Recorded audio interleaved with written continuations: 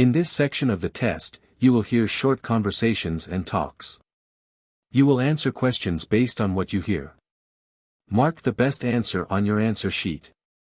You should answer each question even if you are not sure of the correct answer. Do not take notes or write in your test book. The listening section is divided into 3 parts, Part A, Part B, and Part C. You will hear each part only once. Now, we will begin Part A.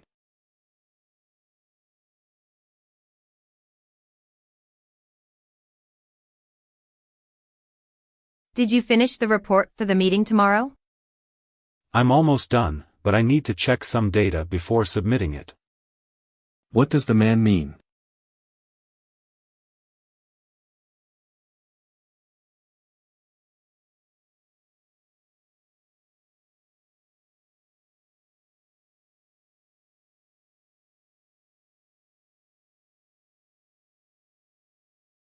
I heard the concert last night was amazing. Did you go? I wanted to, but I had to finish my assignment. What does the man mean?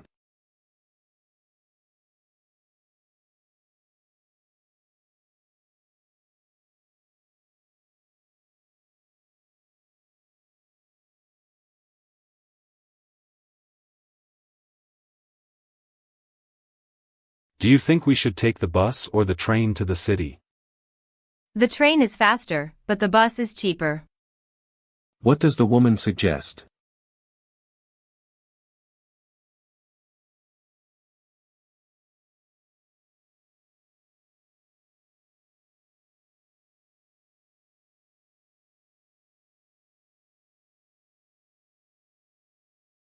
I can't believe the library is closed today. I know, I was planning to return these books. What does the man mean?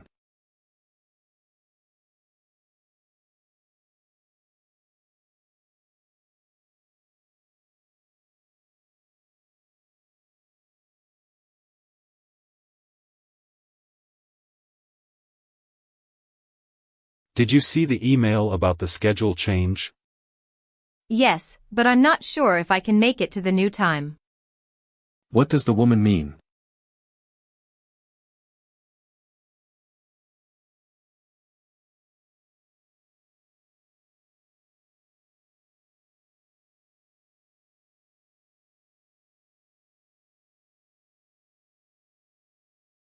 I'm thinking of buying a new laptop.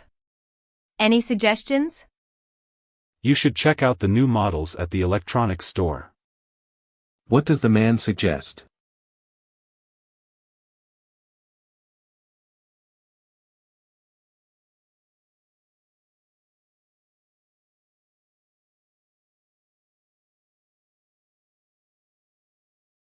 The weather forecast says it's going to rain all weekend. I guess our hiking trip is off. What does the woman mean?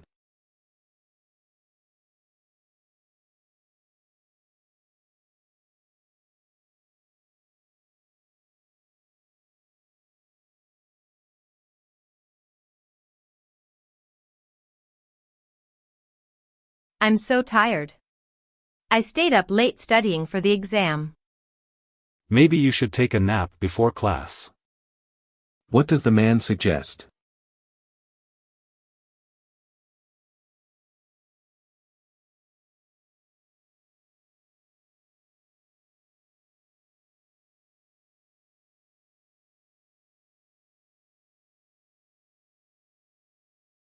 Do you know if the cafeteria is still open? It closes at 3 p.m., so we're too late. What does the woman mean?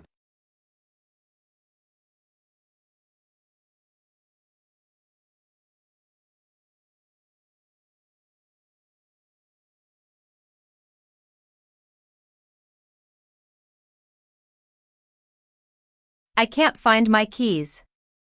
Have you seen them? Did you check your bag? What does the man suggest?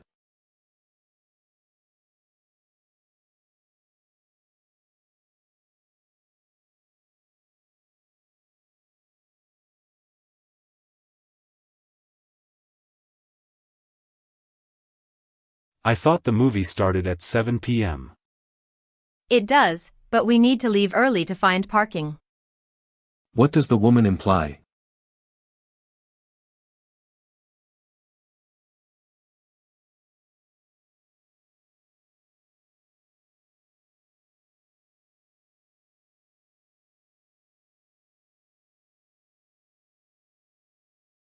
Did you hear about the new policy for the library?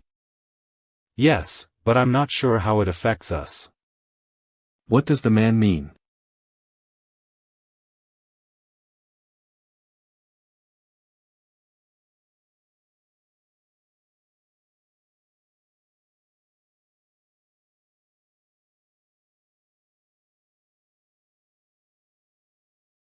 I'm really hungry. Let's grab something to eat. I just had lunch, but I can join you for a coffee. What does the woman imply?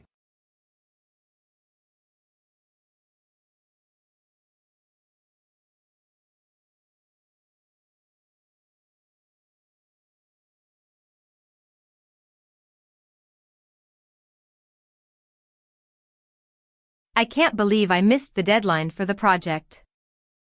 Don't worry, you can still submit it tomorrow. What does the man suggest?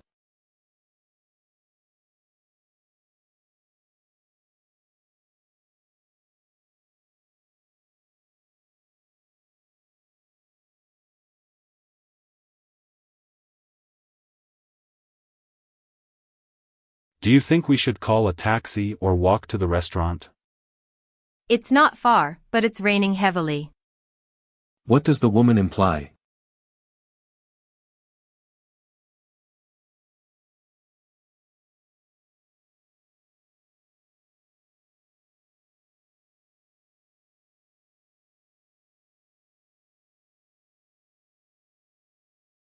I'm having trouble with this math problem. Can you help me? I'm not sure, but let's try to solve it together. What will the man do?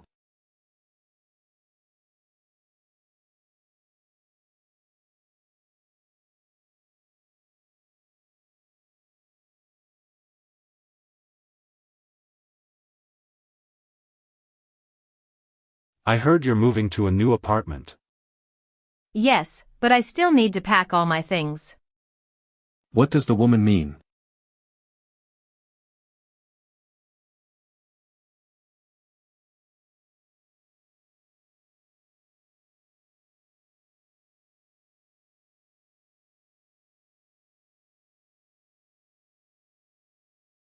Did you enjoy the party last night? It was okay, but I left early because I was tired. What does the man imply?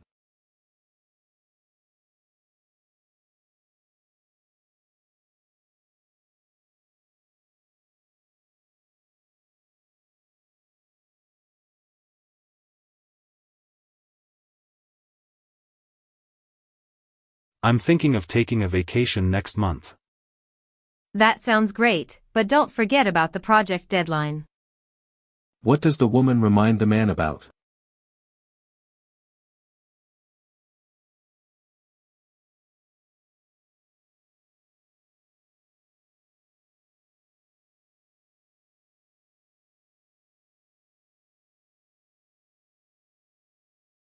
I can't believe how expensive this textbook is. I know, but we need it for the course. What does the man imply?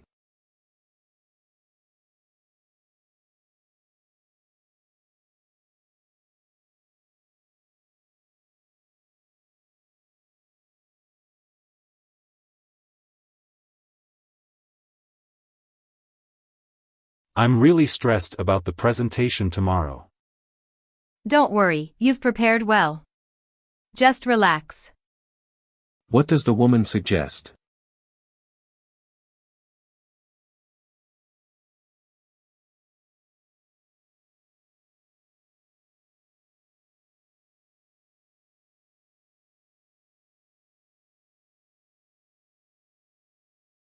Did you see the new schedule for the conference? Yes, but I'm not sure if I can attend all the sessions. What does the man imply?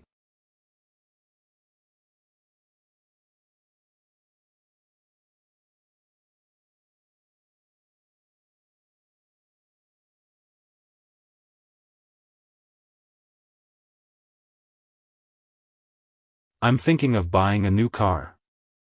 That's a big decision. Have you compared the prices? What does the woman suggest?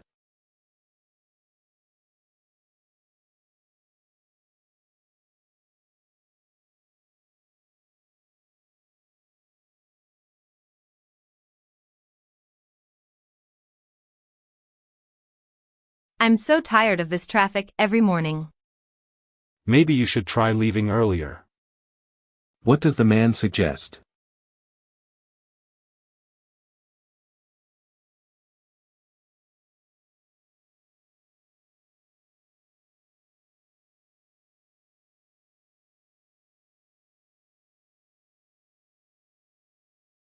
I can't believe I lost my phone again. Maybe you should keep it in your bag instead of your pocket. What does the woman suggest?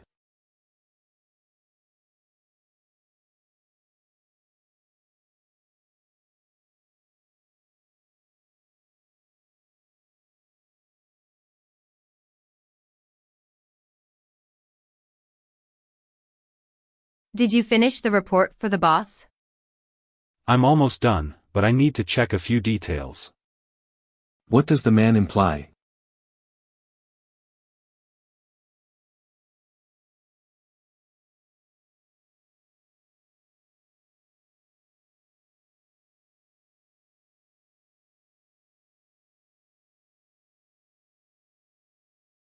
I'm really enjoying this book. I'm glad you like it. It's one of my favorites. What does the woman imply?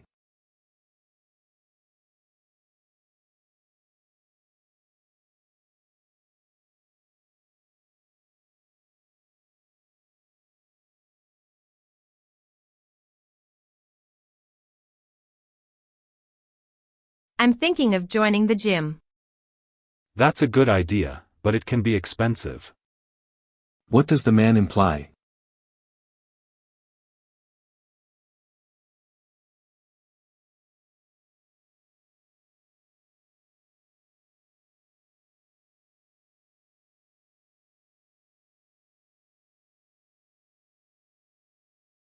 I'm really nervous about the interview tomorrow.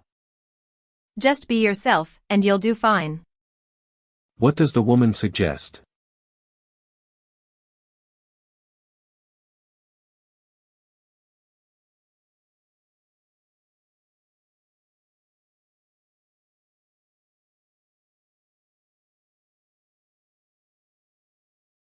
Did you hear about the new restaurant downtown? Yes, but I haven't had the chance to try it yet. What does the man mean?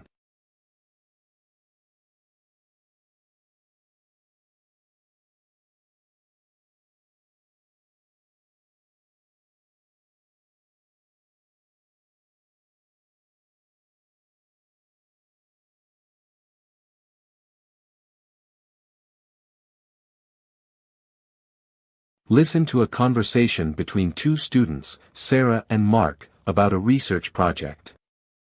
Hey Mark, have you started working on the research project for Professor Johnson's class yet?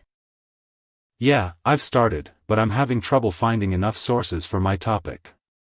I chose to write about the impact of climate change on coastal cities. That's a great topic, but it's pretty broad. Have you tried narrowing it down? Maybe focus on one specific city or region? That's a good idea. I was thinking about focusing on Miami because it's often cited as one of the most vulnerable cities. But I'm not sure if there's enough data available. Actually, Miami is a great choice because there's a lot of research on it. Have you checked the library's database? They have a ton of articles on climate change and urban planning. I did, but I found most of the articles too technical. I'm not sure how to simplify the information for our class presentation. Maybe you can start with general sources like government reports or news articles. They usually explain things in simpler terms. Once you understand the basics, you can dive into the more technical stuff. That makes sense. Thanks for the advice. By the way, how's your project going? It's going well. I'm studying the effects of deforestation on biodiversity in the Amazon. I found some really interesting case studies, but I'm still working on organizing my presentation. Sounds like you're ahead of me.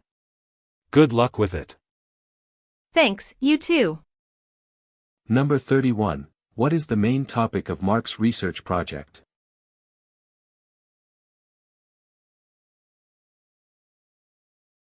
Number 32. Why does Sarah suggest that Mark narrow down his topic?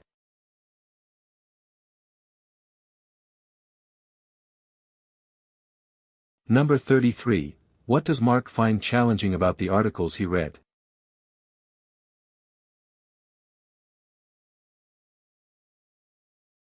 Number 34. What does Sarah recommend Mark do before diving into technical articles?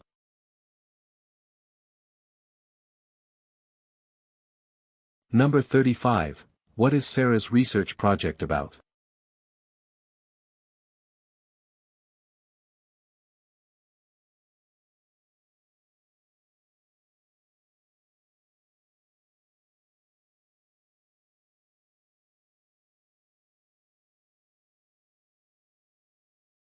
Listen to a conversation between a professor and a student, Alex, about a research paper.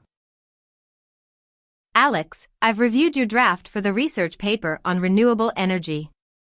Overall, it's well written, but there are a few areas that need improvement. Thank you, Professor. What specifically should I work on? First, your introduction is too broad. You need to narrow down your focus. Instead of discussing all types of renewable energy, you should concentrate on one, like solar energy. That makes sense. I can focus on the advancements in solar panel technology over the last decade. Excellent idea. Second, your data analysis section lacks depth. You've included statistics, but you haven't interpreted them clearly. For example, what do the numbers say about the efficiency of solar panels in different climates? I see. I'll add more analysis to explain the trends and implications. Good. Also, your conclusion is too abrupt. You need to summarize your findings and suggest practical applications or future research directions. Got it. I'll expand the conclusion to include those points. One last thing, your references are outdated. Make sure to use recent studies, especially from the last 5 years. I'll update the references. When should I submit the revised version? Let's aim for next Friday. That should give you enough time to make the necessary changes. All right, I'll have it ready by then. Thank you for your feedback, Professor. You're welcome, Alex. I'm looking forward to reading the final version. Number 36. What is the main topic of Alex's research paper?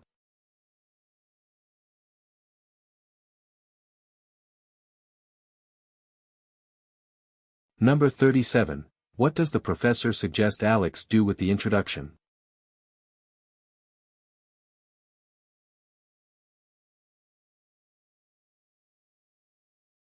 Number 38.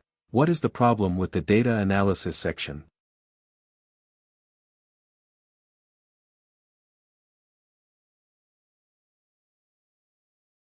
Number 39. What does the professor say about the conclusion?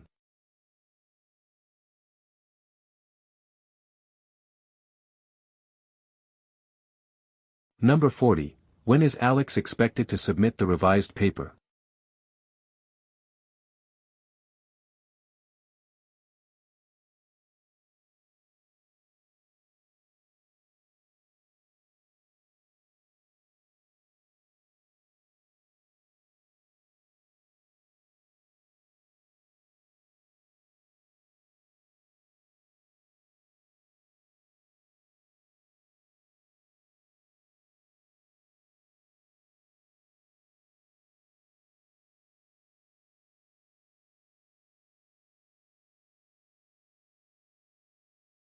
Listen to a lecture in a history class about the Industrial Revolution. Today, we'll discuss the Industrial Revolution, a period of major industrialization that began in the late 18th century. This era marked a significant shift from agrarian economies to industrialized ones, particularly in Europe and North America. One of the key drivers of the Industrial Revolution was the invention of new machinery, such as the steam engine, which revolutionized transportation and manufacturing. Another important factor was the availability of natural resources, like coal and iron, which were essential for powering factories and producing goods. The rise of factories led to urbanization, as people moved from rural areas to cities in search of work. However, this rapid urbanization also brought challenges, such as overcrowding and poor living conditions. The Industrial Revolution also had profound social and economic impacts. It created a new class of industrial workers, but it also led to labor exploitation, with long working hours and low wages. In response, labor movements emerged, advocating for workers' rights and better working conditions. Finally, the Industrial Revolution had global effects. It spurred technological advancements that spread to other parts of the world, but it also contributed to environmental degradation and increased inequality between industrialized and non-industrialized nations. Understanding this period helps us appreciate how industrialization shaped the modern world. Number 41. What is the main topic of the lecture?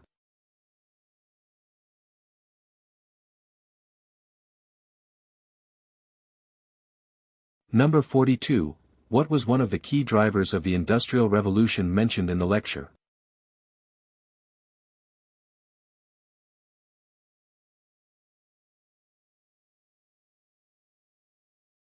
Number 43. What was a major consequence of urbanization during the Industrial Revolution?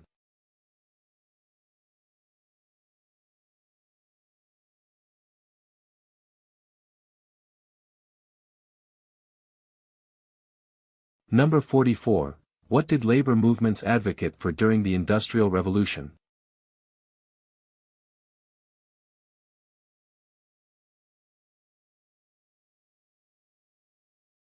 Number 45. What global effect did the Industrial Revolution have, according to the lecture?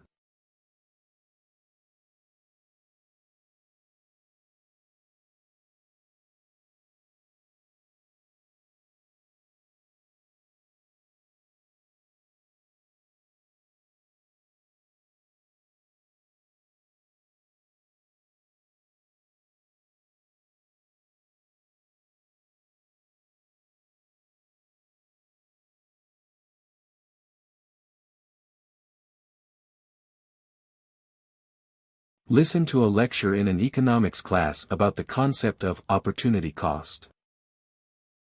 Today, we'll explore the concept of opportunity cost, a fundamental principle in economics. Opportunity cost refers to the value of the next best alternative that you give up when making a decision. In other words, it's what you sacrifice to pursue a particular course of action. For example, imagine you have $1,000 to invest. You can either invest it in stocks or put it into a savings account. If you choose stocks, the opportunity cost is the interest you could have earned from the savings account. Conversely, if you choose the savings account, the opportunity cost is the potential profit from the stocks. Opportunity cost isn't just about money, it applies to time and resources as well. Let's say you decide to spend an hour studying instead of working a part-time job. The opportunity cost of studying is the wages you could have earned during that hour. Understanding opportunity cost is crucial for making informed decisions, whether in personal finance, business, or public policy. For instance, governments must consider the opportunity cost of allocating funds to healthcare versus education. Every choice involves trade-offs, and recognizing these trade-offs helps us evaluate the true cost of our decisions. However, opportunity cost isn't always easy to quantify. Some alternatives, like the value of spending time with family, are intangible and subjective. Despite this, the concept remains a powerful tool for analyzing decision-making processes. Number 46. What is the main topic of the lecture?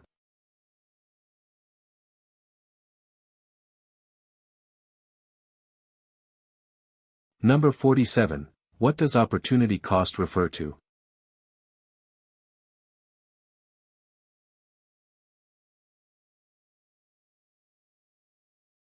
Number 48. According to the lecture, what is the opportunity cost of choosing to invest in stocks over a savings account?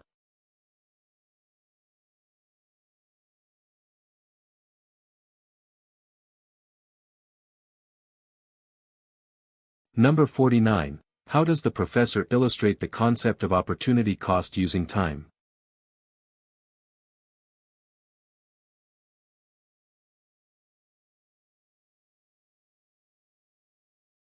Number 50. Why is opportunity cost difficult to quantify in some cases?